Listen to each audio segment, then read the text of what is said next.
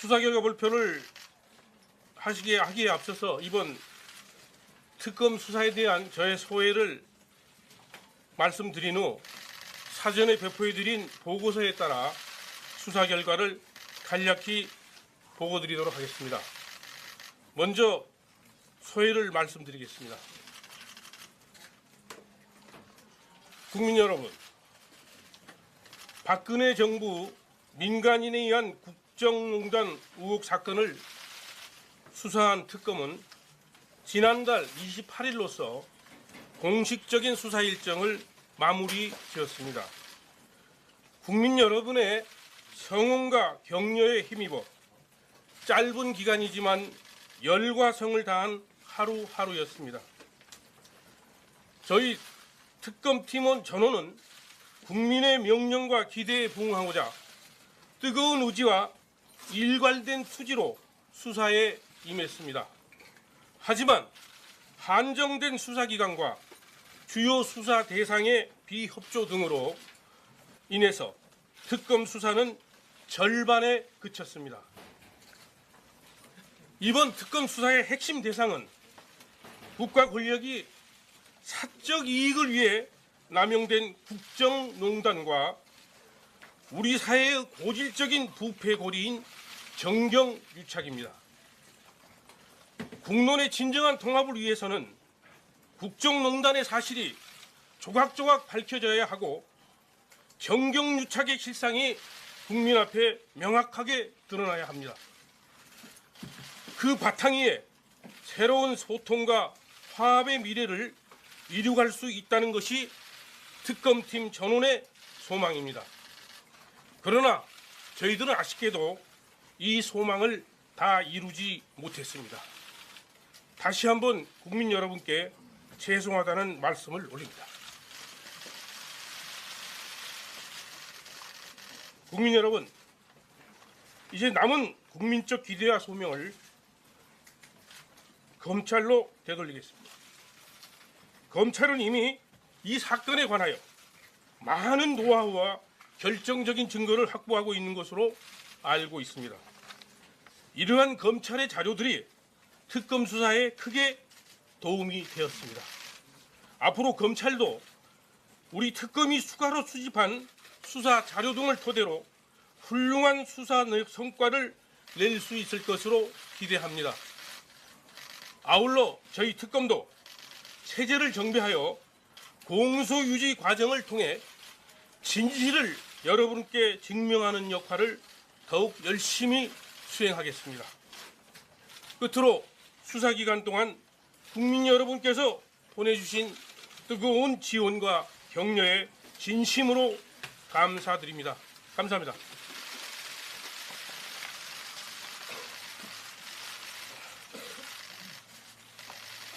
지금부터 수사 결과를 말씀드리겠습니다.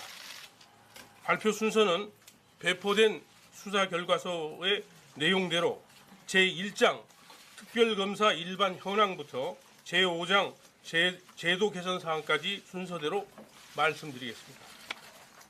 먼저 제1장 특별검사 일반 현황을 말씀드리겠습니다. 2016년 11월 22일 국정농단 의혹 사건 특별검사법이 공포되고 같은 해 12월 1일 특별검사가 임명되어 업무를 시작하였습니다. 특검 구성원들은 특별검사보 4명과 파견검사 20명 등 총 120여 명으로 조직은 크게 4개 수사팀과 대변인 수사지원단으로 구성하였고 특별검사보 3명과 수석 파견검사를 각 수사팀장에 1명의 특검보를 대변인에 각 배치하였습니다. 특검은 수사 준비 기간 중 검찰 수사기록 4본 5만 5천 페이지를 인계받아 조기에 기록 검토를 마치고 구체적인 수사 계획을 수립했고 2016년 12월 21일 현판식과 함께 보건복지부, 국민연금공단 등 15개소를 동시에 압수수색하는 것을 기점으로 특별검사의 수사가 개시되었습니다. 수사 기간 중 총 46회의 현장 압수수색, 컴퓨터 등 554대의 저장 매체와 364대의 모바일 포렌식 분석, 사건 관계인 조사 등 다양한 수사 활동을 전개하였습니다. 다음 제2장 주요 수사 사건 수사 결과를 말씀드리겠습니다. 먼저 삼성전자 이재용 부회장 뇌물 공여 등 사건입니다. 삼성그룹 부회장 이재용이 미래전략실 최지성 실장 등과 공모하여 자신의 경영권 승계 과정에서 도움을 받을 목적으로 회사 자금을 횡령하여 대통령과 최순실에게 뇌물을 공유하고 그 과정에서 외환거래법을 위반하여 회사 자금을 국외로 반출하였으며 그 범죄 수익의 발생 원인과 처분에 관한 사실을 위장하고 최순실은 대통령과 공모하여 이재용 등으로부터 뇌물을 수수한 사건입니다. 이재용 및 삼성 임원 3명을 뇌물 공여죄 등 관련 법규로 위반으로 기소하였고 최순실을 특정범죄 가중처벌 등에 관한 법률 뇌물 등의 혐의로 불구속 기소하였습니다. 다음 국민연금공단의 삼성물산 합병 관련 직권남용 및 배임 사건입니다. 이 사건은 문영표 복지부 장관이 청와대로부터 삼성물산과 제일모직의 합병을 성사시키라는 지시를 받고 직권을 남용하여 홍한성 국민연금공단 기금운영본부장에게 내부투자위원회에서 합병 찬성 결정을 하도록 지시하고 홍한선 본부장은 위 지시에 따라 투자위원회 위원들에게 합병에 찬성할 것을 지시하고 관련 자료를 조작하는 등의 방법으로 투자위원회에서 합병 찬성 결정을 하도록 하여 국민연금공단에 최소 1,388억 원 상당의 손해를 가한 사건으로 문용표를 직권남용 권리행사 방해죄 등으로 구속 기소하고 홍한선을 특정 경제범죄 가중처벌 등에 관한 법률 위반 배임으로 불구속 기소하였습니다. 다음 문화계 블랙리스트 사건입니다. 이 사건은 연간 약 2천억 원에 이르는 문화예술 분야의 보조금을 단지 정부 정책에 비판적이거나 견해를 달리한다는 이유만으로 해당 문화예술인이나 단체에 대하여 그 지원을 배제함으로써 예술의 자유의 본질적 영역인 창작의 자유와 문화적 다양성을 침해하고 또한 비협조적인 공무원에 대해서는 부당하게 인사조치한 사건으로 김기춘 전 비서실장, 조윤선 전 문체부 장관, 김종동 전 문체부 장관, 정관주 전 문체부 1차관, 신동철 전 정무비서관을 직권남용죄 등으로 구속 기소하고 김상률 전 교육문화수석비서관, 김소영 전 문화체육비서관을 같은 죄로 불구속 기소하였습니다. 다음 정유라의 입시 및 학사 비리 사건입니다. 정유라의 청당고 및 이하여대 입학, 청당고 및 이하여대 재학 중의 학사 관리 등에 있어서의 특혜 및 각 학교와 승마협회 등에 대한 외압을 행사하는 등 불법 편법에 관한 사건입니다.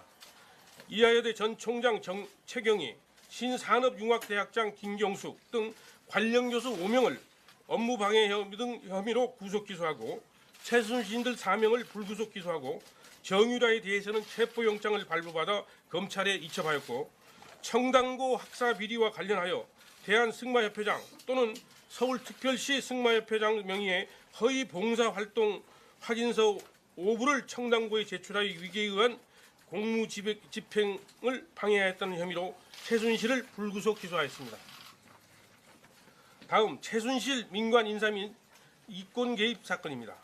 이 사건은 최순실이 대통령에게 부탁하여 금융기관 인사에 개입하는 등 직권을 남용하고 미얀마 공적 원조 사업 이권 확보를 위해 미얀마 대사, 코이코 이사장 인선에 개입한 후 대통령 등의 영향력을 행사한 대가로 미얀마 관련 회사 지분을 취득한 사건으로 최순실을 특정범죄 가중처벌 등에 관한 법률 위반 알선수재, 직권남용 권리행사 방해죄로 불구속 기소하였습니다.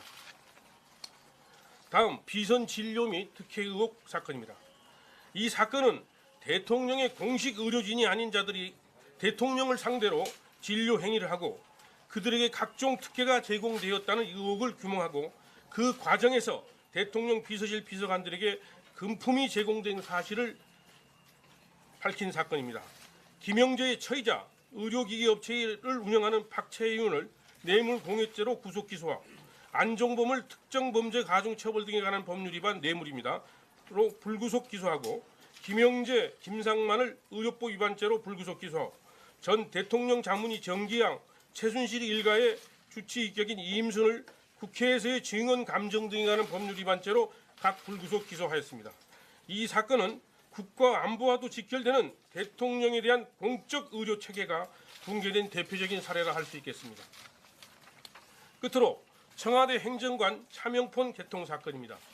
이 사건은 이영선이 무면허 의료인들을 청와대 관제에 출입시켜 대통령의 의료 행위를 하도록 방조하고 수십 대의 차명폰을 개통하여 대통령 최순실 등에게 양도하고 대통령 탄핵 재판에 증인으로 출석해 허위 증언을 하고 국조특위에 정당한 이유 없이 출석하지 아니한 사건으로 이영선을 의료법 위반, 방조, 전기통신사업법 위반 등으로 불구속 기소하였습니다. 이 사건의 수사를 통해 대통령과 최순실이 서로 연락을 주고받은 차명폰 번호, 소위 한라인이 확인되었습니다. 다음 제3장 의혹사항 조사 결과입니다. 먼저 최순실과 그 일가의 불법적 재산 형성 및 은닉 의혹 관련입니다. 특검법 제2조 12조에 근거하여 그동안 제기되었던 최순실 일가의 재산과 관련된 사항을 망라하여 약 총 28개 의혹사항으로 정리하고 조사에 착수하였습니다. 이 조사를 위하여 대법원, 국세청, 국가기록원 등으로부터 수많은 관련 자료를 받아 분석하고 연 인원 94명을 조사하였습니다. 조사는 대상자들의 현재 재산 파악과 불법 재산 형성 및 은닉에 대한 의혹사항을 조사한 바 있습니다. 그 결과 확인된 최순실의 현재 보유 재산에 대하여 법원에 추진 보존 명령을 청구를 하였습니다. 또한 확인된 최순실의 부동산은 36개, 신고가 기준으로서 약 228억에 이르고 최순실 일가의 부동산은 178개, 2,230억 원으로 확인되었습니다. 현재 재산 보유 사항과 도출된 관련 의혹 사항에 대해서 상당한 진척은 있었으나 재산 형성의 불법 사항과 은닉 사항에 대한 조사가 완료되지 못하였습니다. 앞으로 조사가 계속 이루어질 것으로 보고 그동안의 조사 사항을 정리하여 서울중앙지검에 인계하였습니다. 다음 세월호 침몰 사고 당일 대통령 행정에 관련된 의혹입니다. 이 사건은 세월호 침몰 당일에 대통령의 행적에 관하여 국민적 의혹이 대두되고 있어 비위 및 특혜 의혹, 특검법 2조 제14호입니다. 사건에 대하여 수사하는 기회에 의혹 해소 차원에서 그 진상을 조사하게 된 것입니다. 조사 결과 대통령이 2013년 3월부터 2013년 8월 사이에 피부과 자문의로부터 약 3회에 걸쳐 필러 보톡스 시술을 받은 사실, 또 2014년 5월부터 2016년 7월 사이에 김영재로부터 5차례 보톡스 및 더모톡신 등 시술을 받은 사실은 인정되나 세월호 침몰 당일이나 전날에 비선 진료나 시술을 받았는지 여부에 대해서는 확인할 수 없었습니다. 다음 제4장 검찰 이관 사건은 대통령 관련 뇌물수수 등 사건, 문학의 블랙리스트 사건, 우병우 전 민정수석 비위 사건 및 정유라 입시 및 학사 비리에 관한 사건인데 모두 검찰에 이관하였으므로 자세한 사항은 보도자료를 참조해 주시기 바랍니다. 끝으로 제5장 제도 개선 사항에 관하여는 특검 수사기관의 문제, 공소유지 지원 관련 문제, 군사시설 보호시설에 대한 압수수색 검증영장 집행 문제에 대한 제도 개선 사항으로 보도사항에 잘 기재하였기 때문에 이 보도자료를 참조했으면 합니다. 이상 국정농단 의혹 사건에 대한 수사를 간략해나마 마치도록 하겠습니다. 경청해 주셔서 감사합니다. 감사합니다.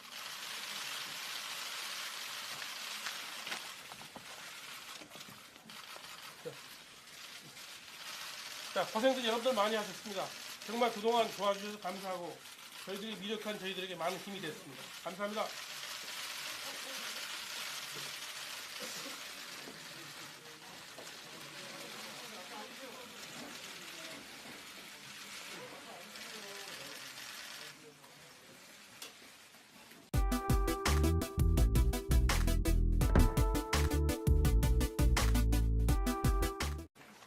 이제 남은 국민적 기대와 소명을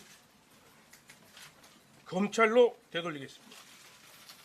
검찰은 이미 이 사건에 관하여 많은 노하우와 결정적인 증거를 확보하고 있는 것으로 알고 있습니다. 이러한 검찰의 자료들이 특검 수사에 크게 도움이 되었습니다. 앞으로 검찰도 우리 특검이 추가로 수집한 수사 자료 등을 토대로 훌륭한 수사 성과를 낼 수 있을 것으로 기대합니다. 아울러 저희 특검도 체제를 정비하여 공소유지 과정을 통해 진실을 여러분께 증명하는 역할을 더욱 열심히 수행하겠습니다. 끝으로 수사기간 동안 국민 여러분께서 보내주신 뜨거운 지원과 격려에 진심으로 감사드립니다. 감사합니다.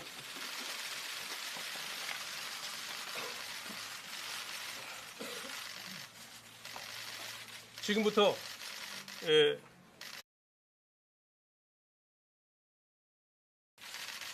수사 결과 발표를 하기에 앞서서 이번 특검 수사에 대한 저의 소회를 말씀드린 후 사전에 배포해드린 보고서에 따라 수사 결과를 간략히 보고드리도록 하겠습니다. 먼저 소회를 말씀드리겠습니다.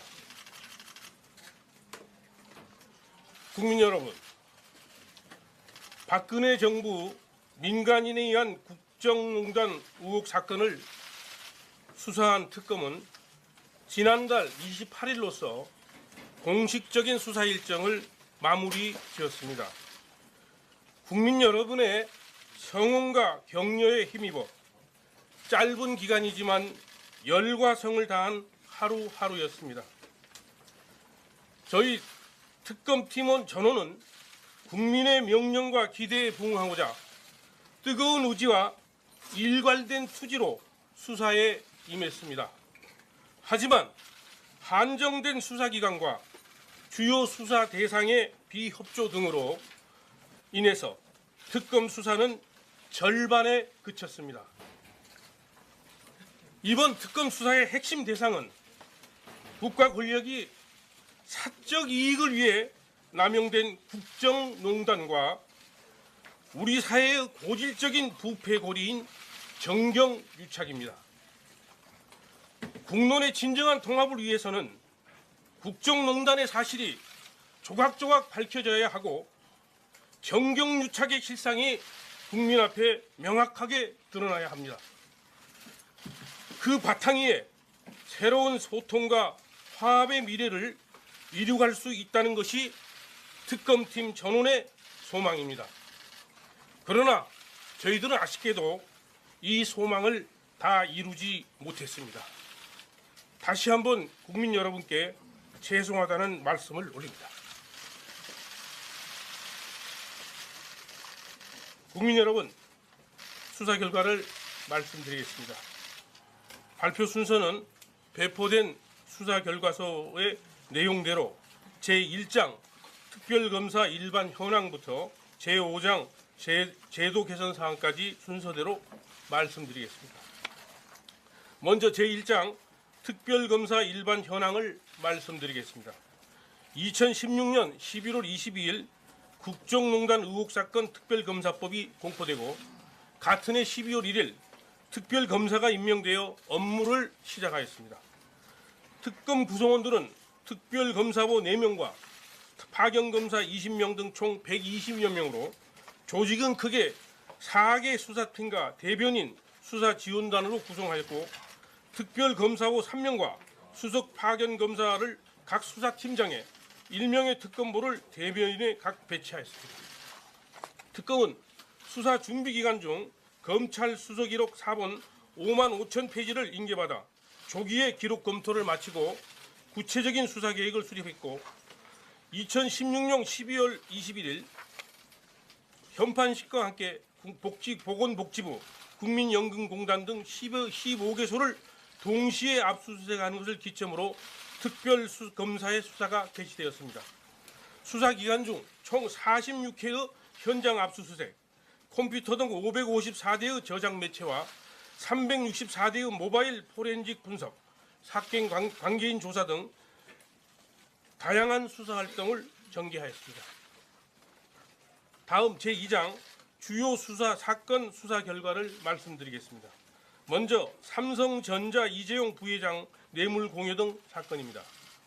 삼성그룹 부회장 이재용이 미래전략실 최지성 실장 등과 공모하여 자신의 경영권 승계 과정에서 도움을 받을 목적으로 회사 자금을 횡령하여 대통령과 최순실에게 뇌물을 공유하고 그 과정에서 외환거래법을 위반하여 회사 자금을 국외로 반출하였으며 그 범죄 수익의 발생 원인과